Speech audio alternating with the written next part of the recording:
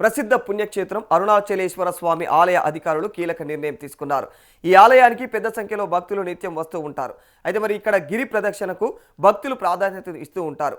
ఈ గిరి ప్రదక్షిణ మార్గంలోనే మోక్ష మార్గంకు కూడా విశిష్టత ఉంది.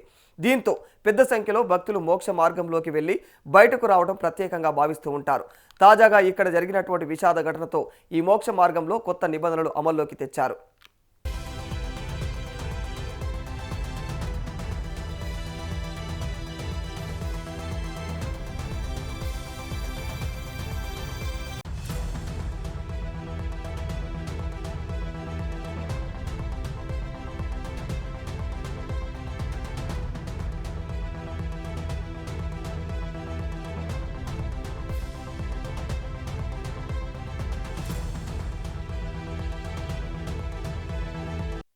అరుణాచలం ఆలయానికి ఈ మధ్యకాలంలో విశేష ఆదరణ పెరిగింది.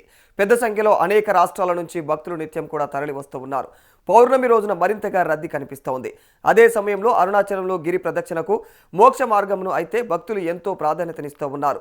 గుహ ఆకారంలో ఈ మోక్ష మార్గంలో ఆ ఆకారంలో ఉండేటువంటి ఈ చిన్న ఆలయంలో భక్తులు వెనక ద్వారం గుండా పడుకుని లోపలికి ప్రవేశించి ఇరుకైనటువంటి మార్గంలో పాకుతూ ముందు ద్వారం ద్వారా బయటకు రావడం ఆనవాయితీగా వస్తుంది.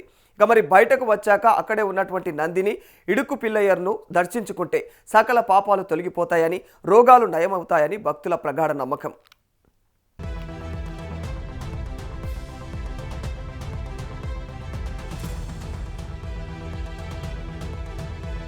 తాజాగా ఏపీ వాసి మోక్ష మార్గం గుండా వెళ్లేందుకు ప్రయత్నించి ప్రాణాలు కోల్పోయారు.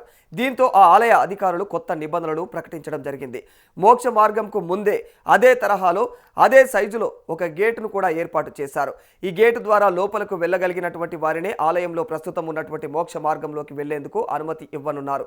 అదేవిధంగా భక్తులు రిస్క్ తీసుకొని మోక్ష మార్గంలోకి వెళ్లేందుకు ప్రయత్నం చేయవద్దని ఆలయ అధికారులు కోరుతా ఉన్నారు.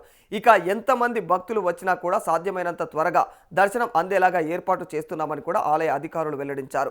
ఆలయ నిబంధనలు పాటిస్తూ మాకు సహకరించాలంటూ కూడా కోరుతా ఉన్నారు.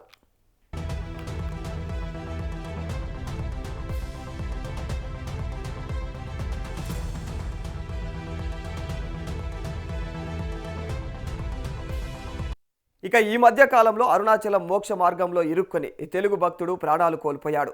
అరుణాచలేశ్వర స్వామి దర్శనం, గిరి ప్రదక్షిణ కోసం ఇక్కడకు పెద్ద సంఖ్యలో అయితే భక్తులు తరలి వస్తూ ఉంటారు. ఈ క్రమంలోనే రాజమండ్రికి చెందినటువంటి మణికుమార్ అనే భక్తుడు శుక్రవారం రోజు రాత్రి కుటుంబంతో కలిసి అరుణాచలం వెళ్లారు. రాత్రి 11 గంటల సమయంలో గిరి ప్రదక్షిణ మార్గంలోని మోక్ష మార్గం ద్వారా లావు కారణంగా ఇరుక్కొని బయటకు రాలేక తీవ్రంగా ఇబ్బంది పడ్డాడు. శరీరాకృతి కారణంగా చిక్కుకుపోయి బయటకు రాలేక శ్వాస తీసుకోవడంలో తీవ్రంగా ఇబ్బంది పడ్డాడు.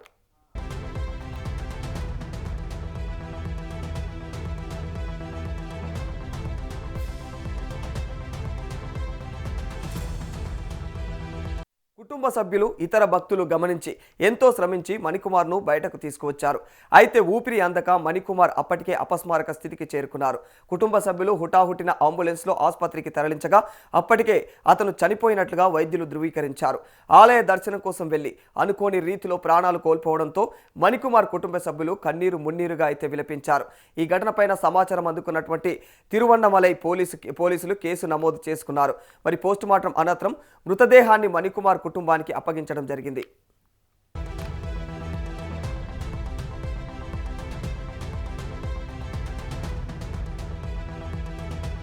మరోవైపు అరుణాచలం గిరి ప్రదక్షిణను హిందువులు ఎంతో పవిత్రంగా భావిస్తూ ఉంటారు. ఇందుకోసం అనేక రాష్ట్రాల నుంచి భక్తులు అరుణాచలం వస్తూ ఉంటారు. ఇక గిరి ప్రదక్షిణ మార్గంలోని మోక్ష మార్గం గుండా ప్రయాణిస్తే ఎంతో మంచిదని భక్తుల ప్రగాఢ నమ్మకం. మోక్ష మార్గం నుంచి ప్రయాణిస్తే కర్మలు అన్నీ శుద్ధి అవుతాయని, మోక్షం లభిస్తుందని భక్తులు నమ్ముతూ ఉంటారు. అహంకారం తొలగిపోతుందని, ఇక పూర్వజన్మ పాపాలు కూడా అన్నీ తొలగిపోతాయని విశ్వసిస్తూ ఉంటారు.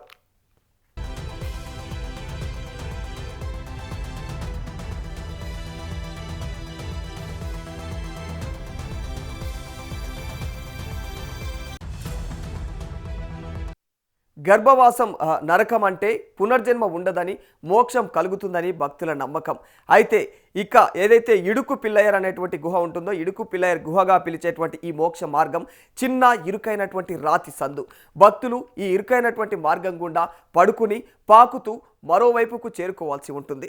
శరీరాకృతి లావుగా ఉన్నటువంటి మణికుమార్ మోక్ష మార్గం గుండా వెళ్లేటువంటి సమయంలో ఇరుక్కుపోయి ఊపిరాడక తీవ్రమైనటువంటి ఇబ్బందులు ఎదుర్కొన్నాడు.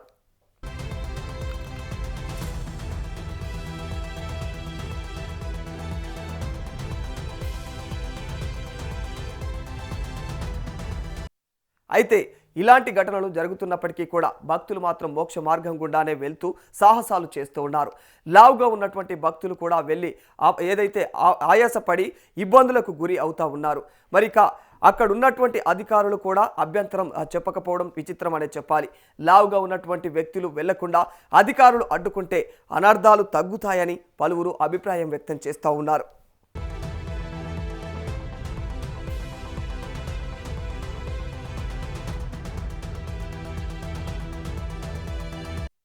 తిరువణ్ణమలై సందర్శనలో మోక్ష మార్గం చేసే భక్తులను తమిళ నెటిజన్లు హేళన చేస్తూ ఉన్నారు. ఇటీవల ఒక తెలుగు భక్తుడు మరణించడం, మరో మహిళ అందులో ఇరుక్కుపోవడంతో మరి అవమానించేలాగా అయితే పోస్టులు చేస్తూ ఉన్నారు. ఇలాంటి తెలివిలేనటువంటి పనిని తెలుగు వాళ్ళే చేస్తారో అని వీడియోలు కూడా షేర్ చేస్తూ ఉన్నారు.